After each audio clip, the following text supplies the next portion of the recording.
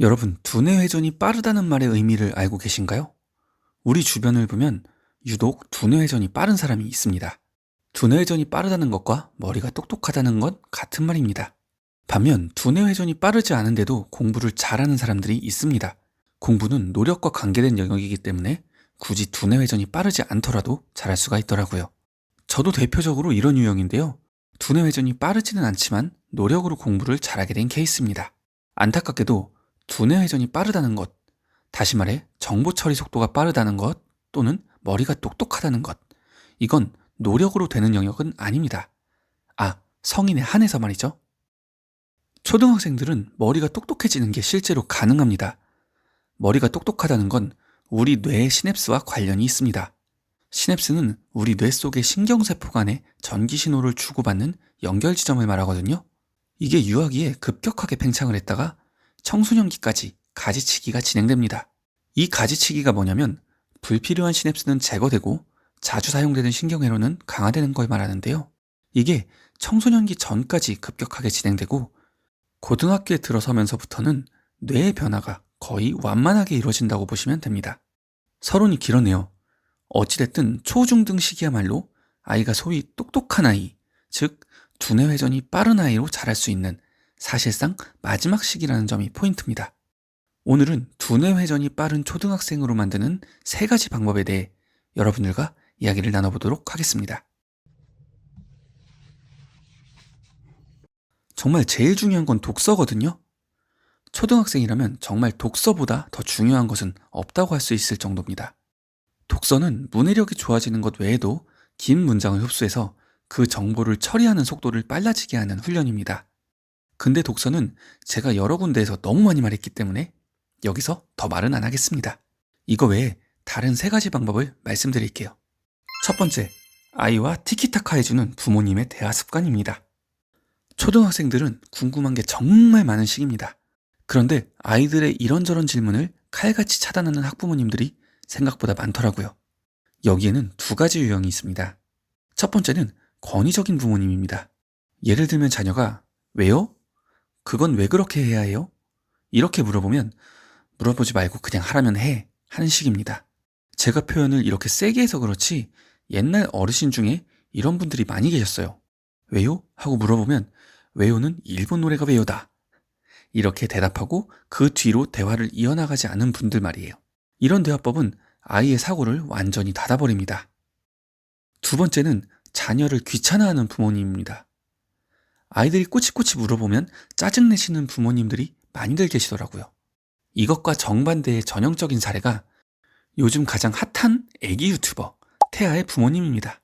태아 어머님이 태아와 대화를 나누는 걸 유심히 보면 태아가 왜 똑똑한지를 금방 알 수 있는데요.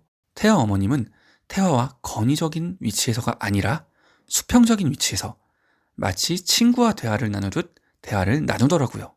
소위 말해 대화가 핑퐁이 되는데 바로 이게 포인트입니다. 부모님과 아이의 대화가 차단되는 케이스에서는 이런 핑퐁이 잘 보이질 않거든요. 따라서 티키타카가 잘 될 수 있도록 아이와 대화를 나눠주세요. 여기서 꿀팁은 아이의 생각이나 행위의 근거를 물어보세요. 아이가 왜 그렇게 느꼈는지, 왜 그렇게 행동했는지를 물어보면 아이가 타인을 설득하기 위해 생각하는 습관이 생길 겁니다. 이게 바로 두뇌 회전을 빠르게 만드는 습관입니다. 2번째는 글쓰기 훈련이에요. 글쓰기는 사고력을 기를 수 있는 최고의 훈련법입니다. 대체 사고력이 뭔데요? 이렇게 생각하시는 분들이 계실 것 같아요. 글쓰기는 우리 뇌의 지도라고 할 수 있어요. 그래서 글쓰기만 봐도 아이의 사고가 뇌에서 어떻게 이루어지는지를 파악할 수가 있습니다. 예를 들면 이런 거예요. 사고력이 좋은 아이들의 글쓰기를 보면 구조가 명확합니다.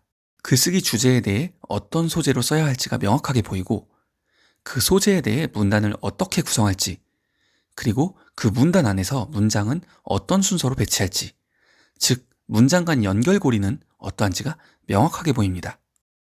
반면 사고력이 좋지 않은 아이들은 글이 중구난방입니다. 문단 구조도 보이지 않고 문단 안에서의 문장 또한 두서가 없습니다. 이런 아이들은 실제로 생각도 그렇게 합니다. 그런데 이런 아이들 또한 글쓰기를 통해 사고력을 훈련할 수가 있어요. 아이들은 실제로 글쓰기를 할 때 머리를 엄청나게 쓰는데요. 그 과정에서 힘들어하기도 하고 오랜 시간이 걸리기도 하는데 이 순간이 바로 사고력이 길러지는 시간입니다. 생각을 구성할 줄 아는 능력이 길러지는 것이죠. 이 능력이 길러지면 말을 할 때에도 자연스럽게 구성을 해서 말을 하게 되고 심지어 평소에 생각을 할 때에도 구성력 있게 생각을 하게 됩니다. 이게 바로 글쓰기를 통해 사고력이 길러진다는 의미입니다.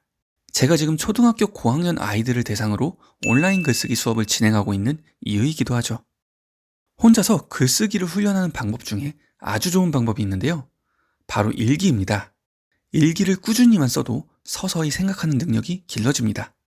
저는 일기를 중학교 때부터 스스로 쓰기 시작해서 15년간 써오고 있어요. 참고로 일기는 매일 쓰지 않아도 괜찮습니다. 오히려 매일 쓰면 쓸 게 없어서 일기 쓰는 게 괴로워집니다. 아이들이 특별한 일이 있을 때 본인만의 일기장에 속마음을 털어놓을 수 있도록 해주세요. 그리고 이 일기장은 선생님이든 부모님이든 절대 봐서는 안 됩니다. 이렇게 아이가 본인만의 비밀 일기장을 쓰게끔 유도해 주셔야 합니다. 마지막은 전략 게임을 하는 겁니다. 갑자기 게임이라뇨? 하고 당황해 하시는 학부모님들이 계실지 모르겠습니다. 여기서 말하는 전략 게임이란 바로 바둑이나 체스를 말합니다. 바둑이나 체스는 정말 어린아이들의 두뇌 향상에 미치는 장점이 너무 많아요. 먼저 한 수를 두는데 신중하게 두어야 하기 때문에 집중력이 길러지죠. 여러 경우의 수를 고려해야 하기 때문에 상황 판단력이 길러지죠. 복귀하는 과정에서 기억력도 길러집니다. 바둑이나 체스 외에도 동일한 효과를 가지는 컴퓨터 게임이 있어요. 바로 전략 시뮬레이션 게임입니다.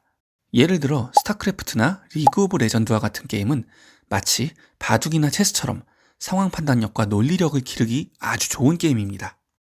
실제로 이걸 입증한 연구 결과도 있어요. 학부모님들이라면 스타크래프트로 유명했던 임요한 선수는 다들 아실 거예요. 임요한 선수는 지금은 또 포커 게임으로 엄청나게 잘 나갑니다. 이것만 봐도 두뇌 회전이 정말 빠른 걸 알 수 있죠. 물론 컴퓨터 게임은 아이들이 중독에 빠질 수 있기 때문에 주의를 해야 합니다. 그래서 컴퓨터 게임보다 바둑과 체스를 더 추천합니다. 이런 거 말고 보드게임도 있는데요. 보드게임을 할 때에도 할리갈리 이런 걸 하는 게 아니라 머리를 써야 하는 전략 게임이 있거든요. 룰을 익히는데 최소 30분 이상 걸리는 그런 게임이요. 이런 게임을 해보도록 하는 걸 추천드립니다.